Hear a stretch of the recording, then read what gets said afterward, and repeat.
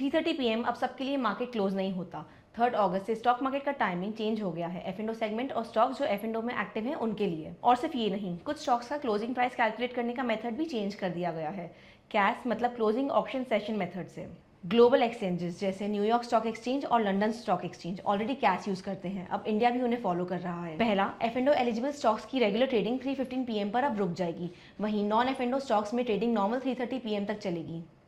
Second, eligible F&O stocks का official closing price अब नए तरीके से कैलकुलेट होगा, और ये सिर्फ टेक्निकल चेंज नहीं है, क्योंकि इसी क्लोजिंग प्राइस का use F&O settlement, index calculation, mutual fund NAV और ETF जैसे काफ़ी इंपॉर्टेंट कैलकुलेशंस में यूज होता है।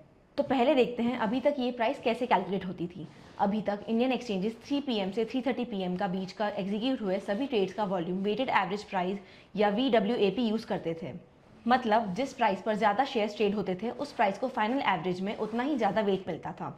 इस सिस्टम की एक लिमिटेशन थी, लॉन्ग टर्म इन्वेस्टर्स के लिए शेयर्स बाय और होल्ड करने का प्रोसेस लार्जली सेम रहेगा।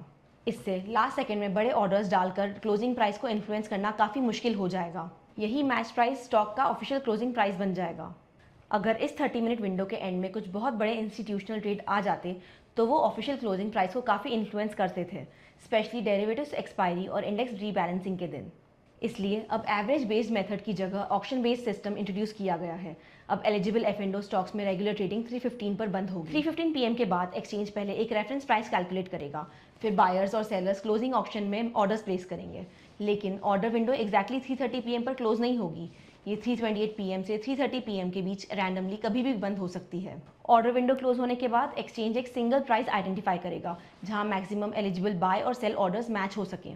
उसके बाद 3:15 PM से 3:35 PM तक क्लोजिंग ऑक्शन सेशन चलेगा और इसी ऑक्शन से स्टॉक का ऑफिशियल क्लोजिंग प्राइस डिसाइड होगा। फिलहाल क्लोजिंग ऑक्शन सेशन सिर्फ एलिजिबल F&O सेगमेंट स्टॉक्स पर अप्लाई होगा और इसे फेजेस में इंट्रोड्यूस किया जाएगा।